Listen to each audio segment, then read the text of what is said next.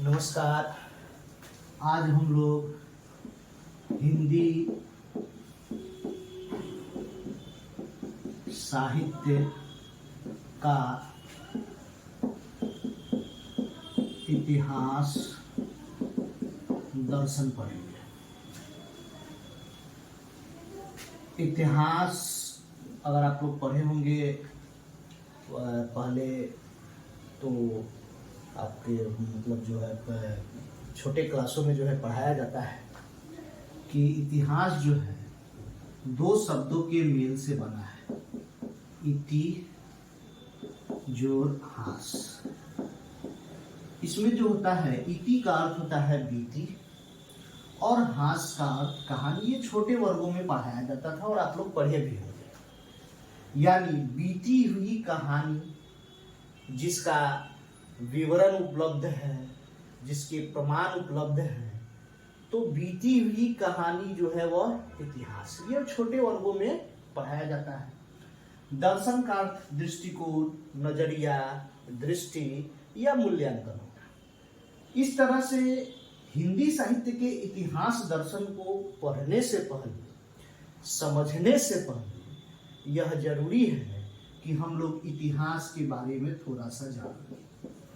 इतिहास जिसको अंग्रेजी में हिस्ट्री कहते हैं। हिस्ट्री शब्द जो है वह हिस्टोरिया नामक ग्रीक वर्ड से बना है। हिस्टोरिया नामक ग्रीक वर्ड से बना है जिसका अर्थ होता है व्हाट हैज एक्चुअली हैपेंड, यानी वास्तव में क्या घटित हुआ या वास्तविक रूप से क्या घटित हुआ। इस तरह से अगर हम देखें तो इतिहास का शाब्दिक अर्थ होता है वास्तविक रूप से घटी हुई घटनाएं। ऐसी घटनाएं जो वास्तविक रूप से घटी हो, वास्तव में घटी हो और जिसका लिखित एवं क्रमबद्ध विवरण उपलब्ध हो, इतिहास कहलाता है।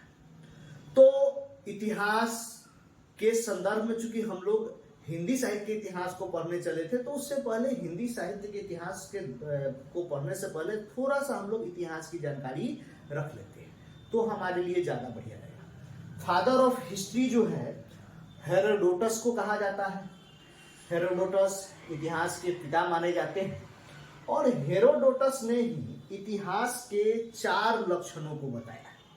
उससे पहले अगर व्यापक स्तर पर अगर आप इतिहास को परिभाषित करना चाहते हैं तो आप कह सकते हैं कि अतीत के तथ्यों का वर्णन विश्लेषण जो कालानुक्रम पद्धति में किया गया है उसे इतिहास कहते हैं। अतीत के तथ्यों का वर्णन विश्लेषण काल क्रम से, किस क्रम से? तो काल क्रम से करना।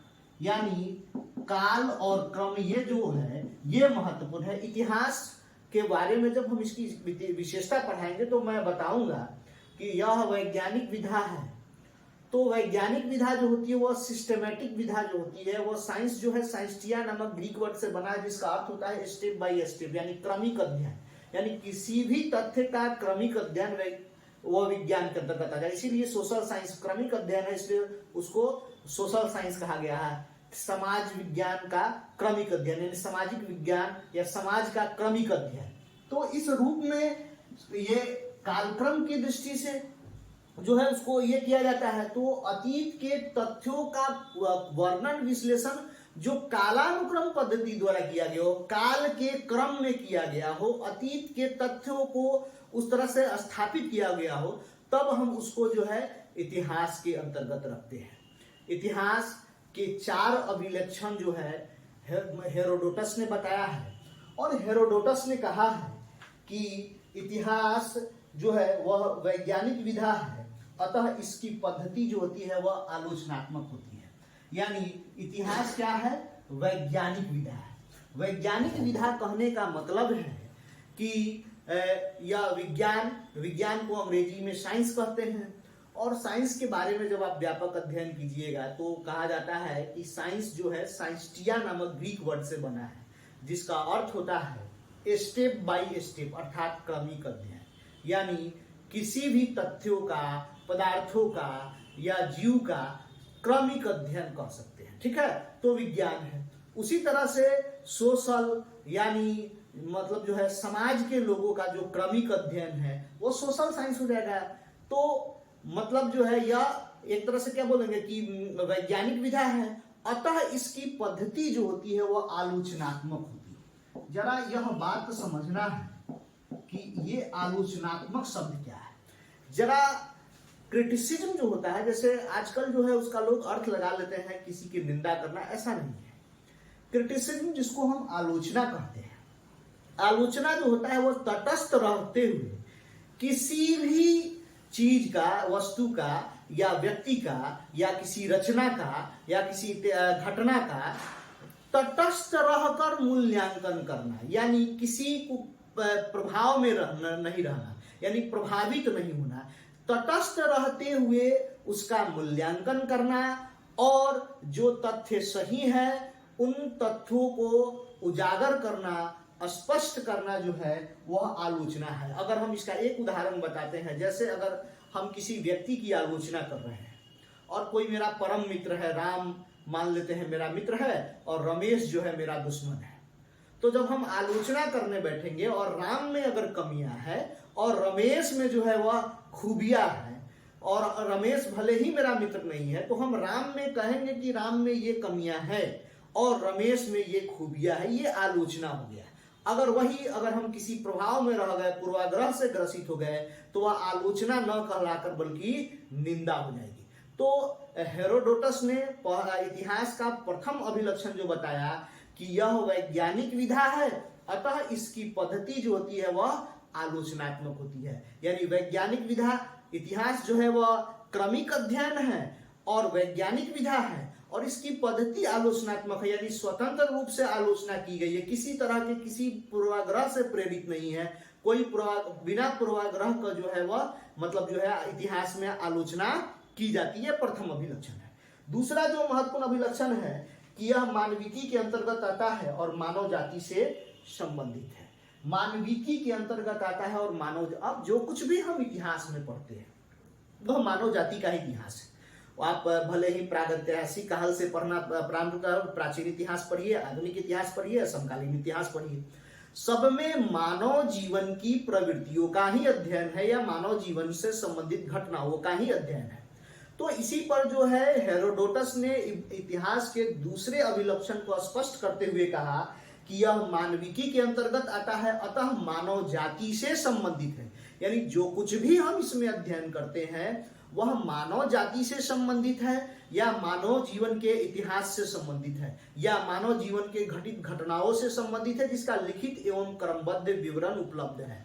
ऐसा नहीं है कि कोई घटनाएं घटित हुई है और उसके बारे में कोई प्रमाण नहीं है तो फिर हम उसको इतिहास के अंतर्गत शामिल नहीं करते हैं। जैसे आप देखिए कि इतिहास और रामायण को जो है इतिहास के अंतर्गत शामिल नहीं किया जाता है, माना जाता है कि यह काव्य ग्रंथ है और काल्पनिक ग्रंथ है।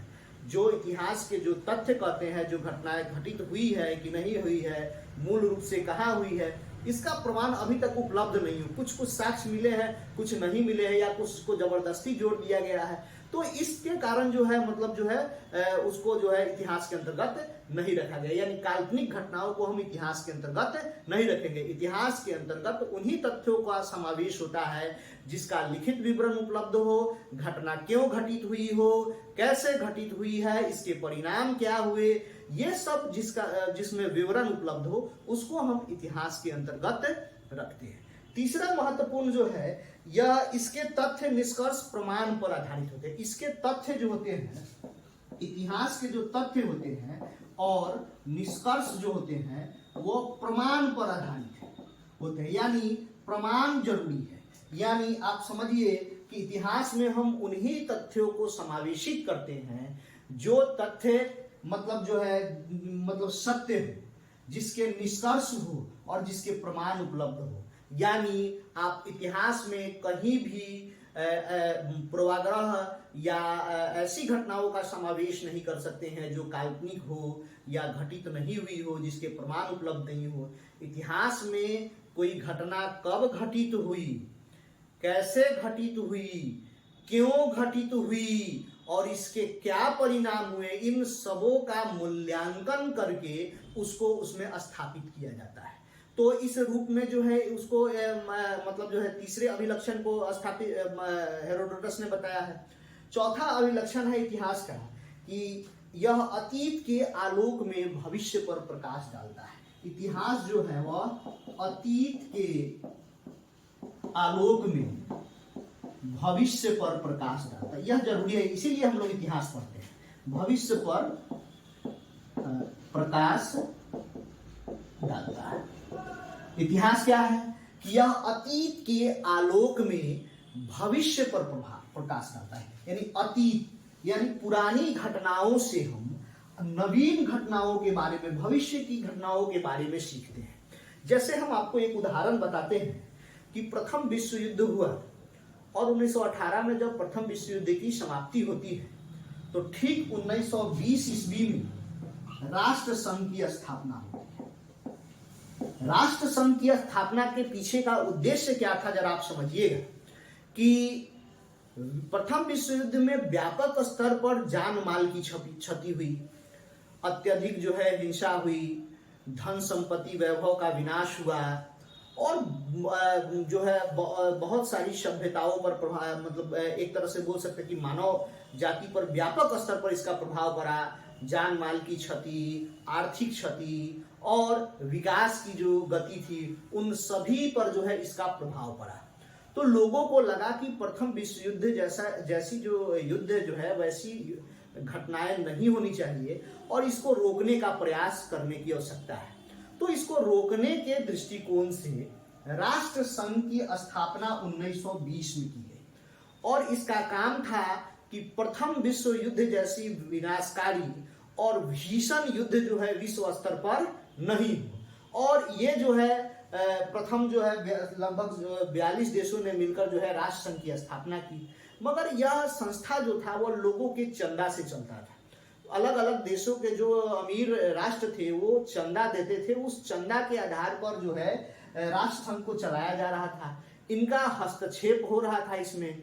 नतीजा क्या हुआ कि फिर विश्व पटल पर द्वितीय विश्व युद्ध जैसी घटना घटित हो गई और द्वितीय विश्व युद्ध जो है वह घटित हुई। तो लोगों को लगा कि नहीं भाई, यह इससे भी कोई बड़ी संस्था होनी चाहिए जो विश्व स्तर पर बड़े बड़े राष्ट्रों की मनमानी को रोक सके। तो उसके बाद जो है ठीक 1945 में संयुक्त राष्ट्र संघ की स्थापना हुई।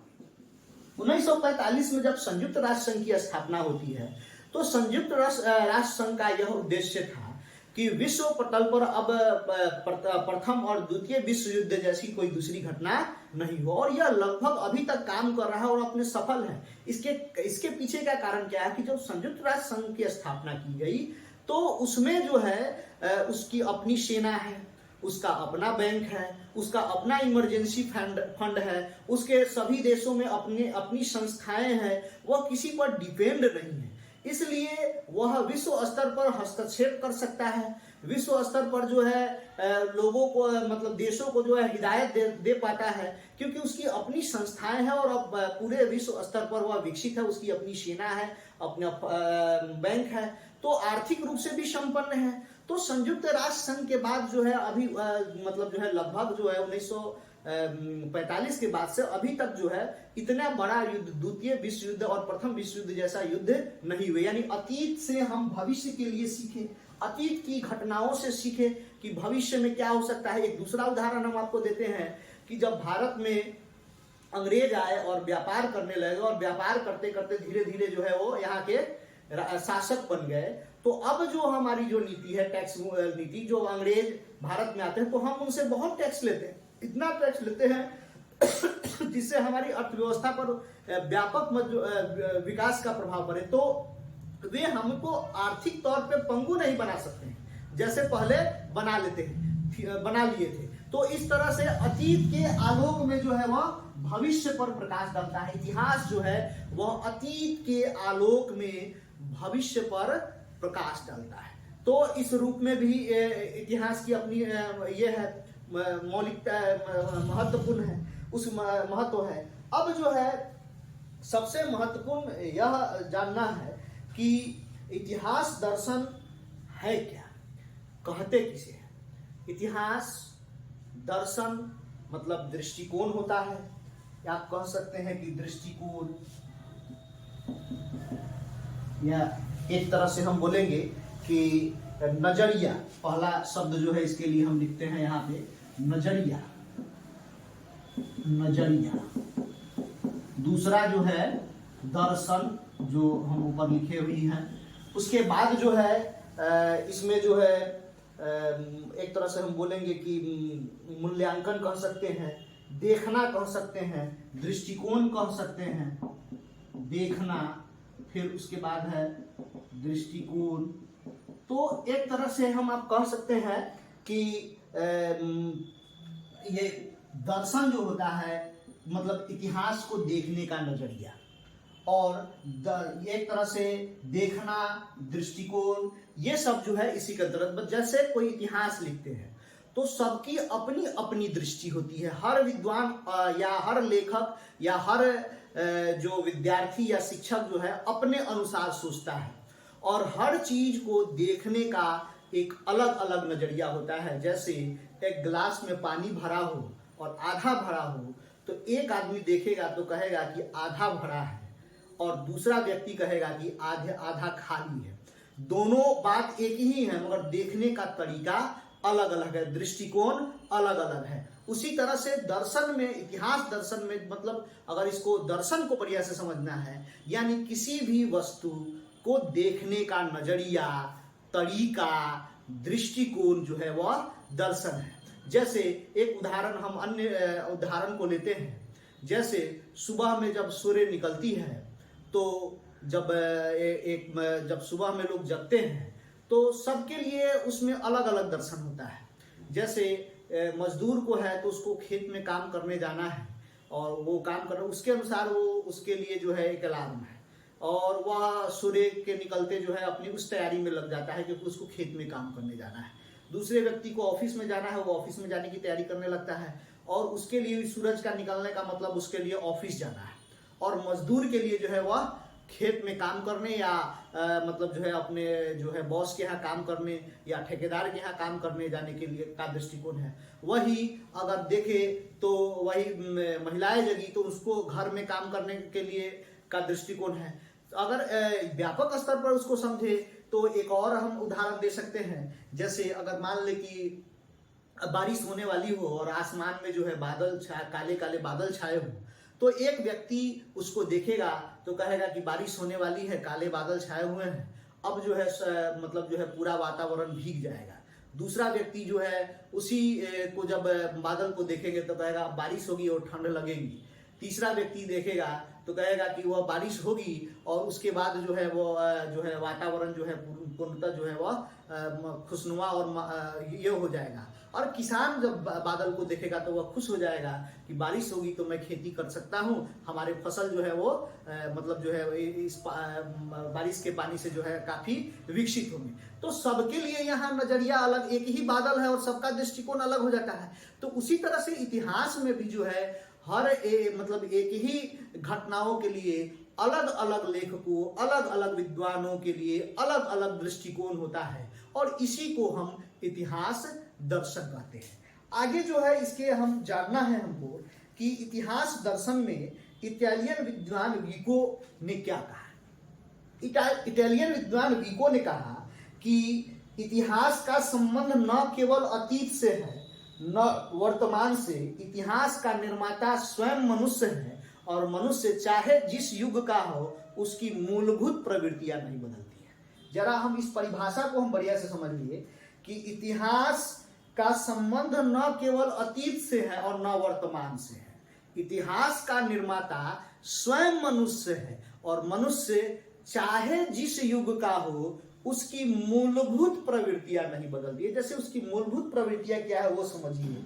जैसे भय, क्रोध, घृणा, उसके बाद जो है करुणा, कामुकता, आश्चर्य, दीनता, ये सब जो है उसकी मूलभूत प्रवृत्तियां हैं। भूख, अकेलापन, अधिकार, कीर्ति, ये सब क्या है मूलभूत प्रवृत्तियां। जैसे पहले भी के जो मानव थे उनकी जो मूलभूत प्रवृत्तियां थी, अगर वो प्रेम जैसे दिखाते तो आज भी वैसे ही मतलब जो है दिखा, भले ही सभ्यताएं विकसित हुई हो, लेकिन लोगों को अपनी भावनाओं को जो है व्यक्त करने का तरीका वही रहा है। ऐसा नहीं है कि टेक्नोलॉजी के आने के बाद जो है भावना लोग दूसरे तरह से व्यक्त कर रहे हैं। दूसरी तरफ गुस्सा जो करने की प्रवृत्तियां थी, वो प्रवृत्तियों में भी कोई आदि मानव की भी जो गुस्सा करने की प्रवृत्ति थी वो आधुनिक मानव की गुस्सा करने की प्रवृत्तियां है। प्रेम की जो प्रवृत्तियां है, वात्सल्य अपने बच्चों के प्रति प्रेम का जो प्रवृत्तियां है, या आप भय की जो प्रवृत्तियां है, या आप एक तरह से घृणा की जो प्रवृत्ति है, क्रोध की जो प्रवृत्ति है, इन सबों में कोई बदलाव नहीं है। भले ही आधुनिक सभ्यता का विकास हो गया हो, सभ्यताएं विकसित हो गई हो, एआई का जमाना आ गया है, बहुत बड़े व्यापक स्तर पर जो है टेक्नोलॉजी का जमाना आ गया है, लेकिन मानवों की मूलभूत प्रवृत्तियां नहीं बदली। और इसी पर वीको ने कहा है कि इतिहास जो है का संबंध न केवल अतीत से है, न वर्तमान से है। इतिहास का निर्माता स्वयं मनुष्य है, और मनुष्य चाहे जिस युग का हो उसकी मूलभूत प्रवृत्तियां नहीं बदलती है। पहले भी जैसे रोता था वैसे ही आज रोता है, पहले भी जैसे गुस्सा करता था वैसे ही आज गुस्सा कर रहा है, पहले जैसे दुख व्यक्त करता था वैसे ही दुख व्यक्त कर रहा है, पहले जैसे प्रेम प्रदर्शित करता था वैसे ही प्रेम प्रदर्शित कर रहा है, पहले जैसे घृणा करता था वैसे ही घृणा व्यक्त कर रहा है। तो इस तरह से मानवों की मूलभूत प्रवृत्तियां नहीं बदलती है, और जब मानवों की मूल प्रवृत्तियां नहीं बदलती है तो उसका अवलोकन करके हम जो है इतिहास का निर्माण करते हैं। उसके बाद जो है इसमें जो सबसे महत्वपूर्ण जानना है हीगल का कथन। हीगल जो है इतिहास दर्शन को स्पष्ट करते हुए कहते हैं कि इतिहास केवल घटनाओं का अन्वेषण या संकलन मात्र नहीं है, इसके अपितु उसके भीतर कार्य कारण श्रृंखला विद्यमान होता है। यानी इतिहास केवल घटनाओं का अन्वेषण यानी घटनाओं को खोज लेना और उसको संकलित कर देना नहीं, उसके भीतर कार्य कारण श्रृंखला विद्यमान होता है। यानी जब हम इतिहास में किसी विषय को समावेशित करते हैं या किसी विषय को शामिल करते हैं तो सबसे पहले हम कार्य कारण श्रृंखला को हम देखते हैं। यानी कोई घटना क्यों घटित हुई, कैसे घटित हुई, उसके कारण क्या थे, कब घटित हुई, इन सब का जब अवलोकन कर लेते हैं, उसके प्रमाण और तथ्य इकट्ठा कर लेते हैं और फिर हम रेफरेंस देते हुए उन तथ्यों को समावेशित करते हुए जो हम व्यापक मूल्यांकन करते हैं या विश्लेषण करते हैं वो इतिहास कहलाता है। और इसी पर जो है इटालियन विद्वान हीगल ने कहा कि इतिहास केवल घटनाओं का अन्वेषण एवं संकलन मात्र नहीं अपितु उसके भीतर कार्य कारण श्रृंखला विद्यमान होता है। वाल्टियर ने इतिहास दर्शन को जो है इतिहास चिंतन की एक विधि माना है। यानी उन्होंने इतिहास दर्शन को इतिहास के चिंतन की एक विधि माना। यानी इतिहास में जो अलग अलग जो एक तरह से बोलेंगे कि जो दर्शन है, जो चिंतन है, उसी को दर्शन के अंतर्गत जो है वाल्टियर रखते हैं। कॉलिंगवुड ने वाल्टियर को जो है इतिहास का जनक कहा है और कॉलिंगवुड ने इतिहास दर्शन को स्पष्ट करते हुए कहा है कि इतिहास दर्शन इतिहास और इतिहासकार के विचारों का पारस्परिक मेल है। यानी इतिहास दर्शन क्या है? इतिहास और इतिहासकारों के विचारों का पारस्परिक मेल। यानी घटनाएं कैसे घटित हुई उसका मूल्यांकन किस प्रकार से किया गया है, इसी का सामंजस्य इतिहास है। यानी कोई घटनाएं घटी किसी समय में, जैसे आजादी से पहले जो कुछ भी घटनाएं घटी है और जो भी संघर्ष हुआ है उसको हम राष्ट्रवाद से जोड़कर देखते हैं, लेकिन आजादी के बाद से उसको राष्ट्रवाद से नहीं जोड़ते हैं। उसके बाद भी हिंसाएं हुई है, संघर्ष हुआ है, वो तो उसको जो है हम मतलब जो है सभ्यता का विकास के बाद या आजादी के बाद जो है दो मतलब जो है विचारों की टकराहट या दो तरह के मतों का टकराहट के रूप में हम मूल्यांकन करते हैं, तो मूल्यांकन का स्वरूप बदल जाता है। तो इसी को जो है ये कॉलिंगवुड कहते हैं कि इतिहास दर्शन इतिहास और इतिहासकार के विचारों का पारस्परिक मेल है। इसके आगे जो है पाश्चात्य इतिहास दर्शन जो है विकासवादिता दृष्टिकोण को दिखाता है। यानी हमारा जो इतिहास दर्शन है वह आदर्शवाद पे आधारित है और अध्यात्मवादी है। इसमें सत्यम शिवम सुंदरम की शंख ध्वनि मानी जाती है, लेकिन पाश्चात्य इतिहास दर्शन वह विकासवादिता को दिखाता है, यानी विकासवाद को दिखाता है, और विकासवाद के आधार पर ही पाश्चात्य इतिहास दर्शन का मूल्यांकन भी किया जाता है।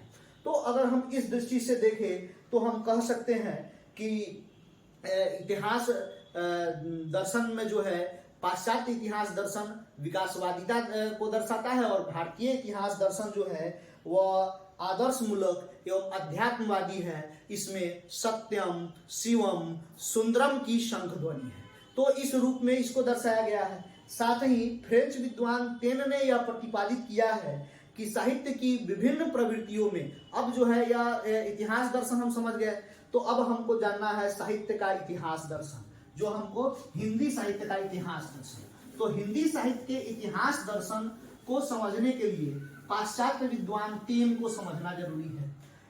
मतलब पाश्चात्य साहित्य के इतिहास दर्शन को अगर हम समझते हैं तो हिंदी साहित्य के इतिहास दर्शन को भी हम आसानी से समझ लेंगे। और इसमें सबसे महत्वपूर्ण है तेन ने सर्वप्रथम जो है यह प्रतिपादित करते हुए कहा कि साहित्य की प्रवृत्तियों में 3 तथ्य महत्वपूर्ण रूप से सक्रिय रहते हैं। पहला जाति, दूसरा वातावरण, और तीसरा क्षण विशेष। यही साहित्य की मूल प्रवृत्तियों में यही 3 तथ्य जो है वह महत्वपूर्ण है, और इसके ही मूल्यांकन के आधार पर हम साहित्य के इतिहास का मूल्यांकन करते हैं। जैसे अगर आपको समझना है तो समझिएगा कि प्रत्येक देश का साहित्य, वहां अगर रामचंद्र शुक्ल को पढ़े होंगे तो प्रत्येक देश का साहित्य वहां की जनता की चित्तवृत्ति का संचित प्रतिबिंब होता है। यानी संचित प्रतिबिंब कह देने से यह स्पष्ट है कि जनता की जो चित्तवृत्ति होती है उसी के अनुसार साहित्य की प्रवृत्ति बदलती है। तो जैसे जैसे लोग होंगे साहित्य का स्वरूप वैसा होता है। यानी अगर आप देखें कि कहीं पे राष्ट्रवादी लोग हैं तो वहां की जो कविता, वहां पर जो साहित्य की रचना की जाएगी, वो कविता हो, उपन्यास हो, कहानी हो, नाटक या अन्य विधाएं हो, उसमें जो साहित्य की रचना होगी वह राष्ट्रवादी साहित्य की रचना होगी। अगर कहीं पर लोग सामाजिक सक्रियता के लोग हों तो वहां के जो लोग जाति होंगे, लोग होंगे, वो सामाजिक समस्याओं को उद्घाटित करेंगे।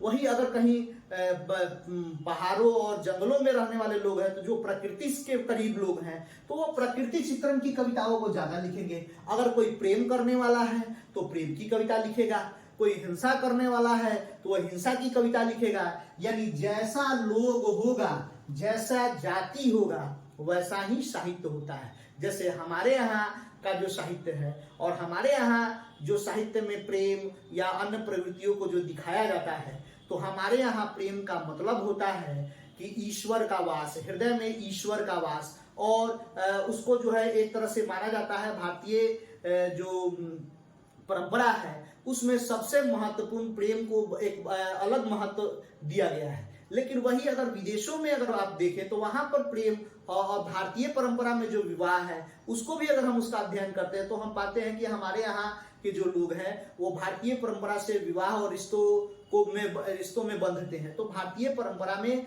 पति पत्नी का जो विवाह होता है वो एक मतलब जो है विवाह के वक्त जो है अग्नि के 7 फेरे लगाए जाते हैं। तो 7 फेरे का मतलब कहा जाता है कि 7 जन्म तक साथ रहना है।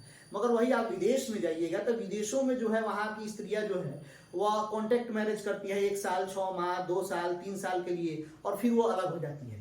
तो वहां पर जो विवाह के लिए दृष्टिकोण होगा और भारत में जो विवाह के लिए दृष्टिकोण है, दोनों में अंतर हो जाएगा। क्योंकि लोग बदल गए, उनकी प्रवृत्तियां बदल गई, तो जब लोग बदले, उनकी प्रवृत्तियां बदल गई, तो फिर जो है एक तरह से लोग बदलेंगे, जाति बदलेगा तो उसकी प्रवृत्ति भी बदल जाएगी। तो भारतीय परंपरा में जो प्रेम है वह मतलब शुद्ध रूप से अध्यात्मवादी है। ईश्वर के रूप में जो है ईश्वर माना जाता है कि प्रेम करने वाले के हृदय में ईश्वर का वास होता है, ईश्वर के प्रतिनिधित्व के रूप में देखा जाता है। वहीं विदेशों में देखा जाए तो प्रेम केवल काम है, वहां कुछ नहीं है, वहां लोग मिलते हैं और मतलब जो है प्रेम के जो हमारे भारत में जो प्रेम का आखिरी स्वरूप है उस स्वरूप से वहां प्रेम प्रारंभ ही हो जाता है। मतलब एक तरह से वहां की जाति बदली, मतलब लोग बदले तो वहां के लोगों की प्रवृत्तियां बदल गई और यहाँ के लोगों की प्रवृत्तियां बदल गई। ठीक वैसे ही साहित्य में भी जो है वह जाति के आधार पर, यानी लोग बदलेंगे तो उनकी प्रवृत्तियां बदल जाएगी। उसके बाद वातावरण, जैसा जो है माहौल होता है उसी के आधार पर साहित्य की रचना की है। आदिकाल को अगर आप देखिएगा, युद्ध का माहौल था आदिकाल में। आदिकाल में जो है युद्ध का माहौल था, तो जो साहित्य की रचना की गई है वह वीरता के आधार पर, इसीलिए रामचंद्र शुक्ल जी ने आदिकाल को वीरगाथा काल कह दिया है।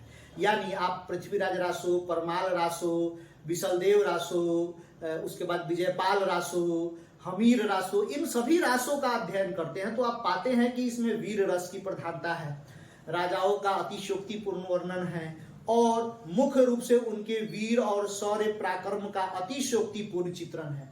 तो समझने वाली बात यह है कि आदिकाल में का जो वातावरण था, हर्षवर्धन के मरने के बाद जो है भारत के जो छोटे छोटे जो रियासत थे उन्होंने स्वयं को स्वतंत्र घोषित कर दिया और वे छोटे छोटे रियासत आपस में युद्ध में संघर्ष करने लगे। और जब ये मतलब जो है राजपूत राजा आपस में लड़ने लगे तो और बात बात में युद्ध करने लगे, तो ठीक उस समय मतलब जो है युद्ध उन्माद जो है फैलाने का काम जो है चारण कवियों ने किया और इन चारण कवियों ने अपने आश्रयदाता का अतिशयोक्तिपूर्ण चित्रण करते हुए युद्ध उन्माद फैलाने का कार्य किया। जैसे आप देख सकते हैं कि 12 बरस ले कुकुर जिए अरु 13 लौ जिए सियार, अब बरस 18 छत्री जीवे उससे आगे जिला के धिक्कार। यानी परमाल रासों में जो है एक तरह से जगनिक ने कहा है कि क्षत्रियों का जीवन 18 वर्ष है, यानी 12 बरस ले कुकुर जिए, कुत्ता 12 बरस और सियार 13 साल, और बरस 18 छत्री जीवे उससे आगे जिला के धिक्कार।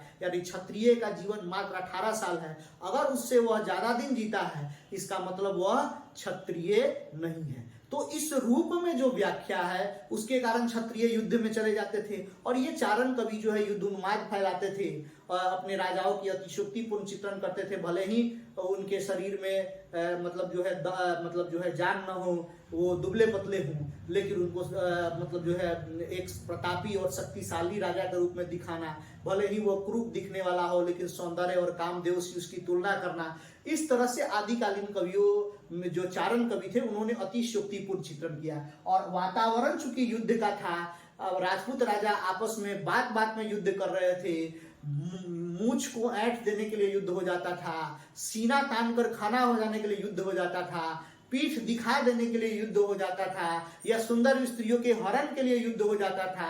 अगर वो भी नहीं हो तो किसी के राज्य में किसी का घोड़ा चला गया उसके लिए युद्ध हो जाता था। यानी उस समय के समाज की आवश्यकता युद्ध थी, तो वातावरण युद्ध था, तो कविताएं भी जो लिखी गई वह भी क्या था, युद्ध का। और मूल्यांकन आप देखिए हिंदी साहित्य के इतिहास में उसी के आलोक में किया गया है। आप भक्ति काल में आइए, तब आप देखते हैं कि आचार्य रामचंद्र शुक्ल कहते हैं कि भारत में जो है भक्ति आंदोलन का जो है प्रारंभ जो होता है वो इस्लाम के प्रभाव के फलस्वरूप होता है। और आप देखिएगा कि ठीक भक्ति काल का जो समय है उस समय जो है भारत में अरबों अरब के मुसलमानों का प्रभाव बढ़ रहा था और वे भारत के देवी देवताओं का मंदिरों को तोड़ रहे थे, उनके पूज्य पुरुषों का अपमान कर रहे थे और पूज्य पुरुषों को अपमान करते हुए और बहुमूल्य पदार्थों को लूट खसोट रहे थे। ठीक उस समय जनता को लगा कि इस क्रूर सत्ता से हम लड़ नहीं सकते, अगर लड़ेंगे तो मारे जाएंगे। तो उन लोगों को कोई दूसरा मार्ग नहीं दिखा भगवान की शरणागति में जाने के अलावा। हम जानते हैं कि जब हम आध्यात्मिक तौर पे श्रेष्ठ बनना चाहते हैं तो हम क्या होते हैं, भगवान की शरणागति में चले जाते हैं। ठीक वैसे ही उस समय की जनता जो है, कवि जो है, वो क्या हुआ कि भगवान की शरणागति में चले गए और उनको लगा कि इस क्रूर सत्ता से भगवान ही आकर हमको जो है मुक्ति दिला सकते हैं, ऐसे हमें मुक्ति नहीं मिलने वाला है। और यही कारण है कि भक्ति काल की जो कविताएं हैं वह जो है ईश्वर भक्ति की तरफ उन्मुख है। साथ ही अगर आप देखें कि अगर आप एक उदाहरण हम बताते हैं कि जैसे गांव में कोई लड़ता है, आपस में जब लड़ाई होती है तो जो हार जाता है वह कहता है कि ठीक है तुमने हमको मारा है, भगवान सब देख लेंगे। मतलब जो भी व्यक्ति पराजित जो मनोवृत्ति होती है उसको जो है एक तरह से बोलेंगे कि वह भगवान की शरणागति में जाकर या आध्यात्मिक तौर पे श्रेष्ठ दिखाकर ही वह रहता है। यानी वह जीत नहीं सकता है तो दिखाता है कि हम आध्यात्मिक तौर पे श्रेष्ठ हैं, हम अच्छे हैं, तुमने मेरे साथ अन्याय किया, हम भगवान देख लेंगे। ठीक वैसे ही भक्ति काल में हुआ। रीति काल की परिस्थितियों का अवलोकन करते हैं। वातावरण देखिए, शाहजहां के टाइम का था और ये शाहजहां और जो है मुगल शासकों के काल के आखिरी राजाओं के समय का काल है जो काफी विलासी थे। शाहजहां स्वयं विलासी थे, उनके हरम में लगभग 10,000 स्त्रियां थी, सुंदर स्त्रियां थी और विलास। इसके अलावा छोटे छोटे जो रियासत थे उसमें भी जो छोटे छोटे राजा थे उनके पास भी 1,000-2,000 जो है उनके हरम में जो है स्त्रियां थी। तो राजा ही स्वयं विलासी था। शाहजहां जो है एक वर्ष में जो है 500 लगभग स्वर्ण जड़ित जो है कपड़ा सिलवाते थे और एक दिन पहन के उसको अपने दरबार में किसी को दे देते थे। तो राजा इतना विलासी था तो जब उसके जो छोटे छोटे रियासत थे वो भी विलासी हो गए और उस समय जो है समाज जो है स्त्रियों के प्रति उस जो नजरिया था वो परिवार के संगठन के रूप में नहीं देखा गया, एक विलास की वस्तु के रूप में देखा गया। सभी प्रकार के बंधनों से मुक्त स्त्री को एक विलास की वस्तु के रूप में देखा गया। तो जब राजा ही यानी बड़े मियाँ ही जब क्या करेंगे कि विलास में डूबे रहेंगे तो छोटे मियाँ तो विलास में डूब ही जाएंगे। तो राजा और प्रजा दोनों विलास में डूबा था और ठीक उस समय की जो कविताएं लिखी गई है वह भी विलास की कविताएं हैं। स्त्री सौंदर्य, स्त्री देह सौंदर्य की कविताएं हैं और उसमें ऊहात्मकता है, काम भावना है और राजा को प्रसन्न करने के लिए, काम भावना को उद्दीप्त करने के लिए जो है कविताएं लिखी जा रही थी। जैसे आप बिहारी की नहीं मधुर नहीं मधुर मधुर नहीं विकास यही काल, अली कली त्यों विंध्यो आगे कौन हवाल। यानी एक तरह से जो है आप देख सकते हैं कि आदि का ये रीतिकालीन कवि जो परिस्थितियां थी विलास की उसके अनुसार जो है साहित्य की रचना करते हैं। आगे अगर आप देखें आधुनिक काल में तो वातावरण क्या है, अंग्रेजों से संघर्ष का, आधुनिकता का, तो आधुनिक प्रवृत्तियों का समावेश होता है। पश्चिमी सभ्यता के फलस्वरूप भारत का विकास होता है, नए नए मिशनरियों का और स्कूलों का निर्माण होता है, नई नई शिक्षा पद्धतियों के विकास के फलस्वरूप लोगों के मानस पटल में जो है मानस पटल में बदलाव आता है। सती प्रथा हो या विधवा विवाह हो या बाल विवाह हो, इन सबों को जो है मतलब जो है एक तरह से इसका उन्मूलन होता है और बाल विवाह पर रोक लगा दी जाती है, विधवा विवाह को पर जोर दिया जाता है, सती प्रथा को बंद कराया जाता है। अन्य जो जाति पाति ऊंच नीच का जो भेदभाव है, धर्म दर्शन ज्ञान विज्ञान, इन सभी में नया दृष्टिकोण आता है। तो वातावरण जैसा वैसा साहित्य का स्वरूप। फिर आगे इस तरह से उदाहरण है। उसके बाद क्षण विशेष, टाइम भी जो है वो साहित्य को प्रभावित करता है। जैसे आदिकाल की जो परिस्थितियां थी, जो ऐतिहासिक परिस्थितियां है, वह साहित्य को प्रभावित कर रहा है। भक्ति काल की जो मतलब जो ऐतिहासिक परिस्थितियां है वह भी साहित्य को प्रभावित कर रहा है। उसी तरह से आप देखिए समकालीन युग में राष्ट्रवाद की कविताएं, चूंकि राष्ट्रीय फलक पर मोदी जी के आने के बाद से जो है राष्ट्रवाद का एक अलग दौर चला है। आप उसको राष्ट्रवाद नहीं कह सकते, उग्र राष्ट्रवाद कहिए या आप एक तरह से बोल सकते हैं कि व्यापक राष्ट्रवाद कह सकते हैं। तो जो व्यापक राष्ट्रवाद का है तो उस पर का जो प्रभाव पड़ा है, तो साहित्य में भी प्रभाव, जो कविताएं लिखी जा रही है वो व्यापक राष्ट्रवाद से प्रभावित है। तो इस तरह से आप देख सकते हैं कि क्षण विशेष, समय यानी भक्ति छायावाद में, प्रगतिवाद में जो है ये मार्क्सवादी कविताएं लिखी गई, प्रयोगवाद में नए कविताओं में नया प्रयोग किया गया, नई कविता में कविता को नया कलेवर दिया गया।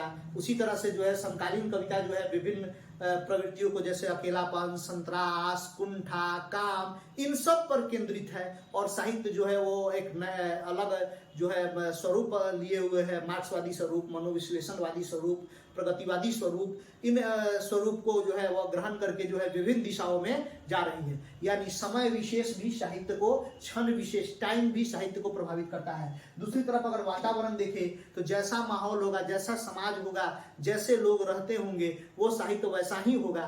तो इस रूप में अब इनके जो पेन ने जो है साहित्य में प्रतिपादित करते हुए कहा कि जाति, वातावरण और क्षण, यही तीन जो है वह साहित्य को प्रभावित करता है और इसी तीन के आलोक में जो है वह साहित्य का मूल्यांकन करना चाहिए, और यही 3 सबसे महत्वपूर्ण भी है। तो इस रूप में यहाँ पर जो है दिखाया गया है।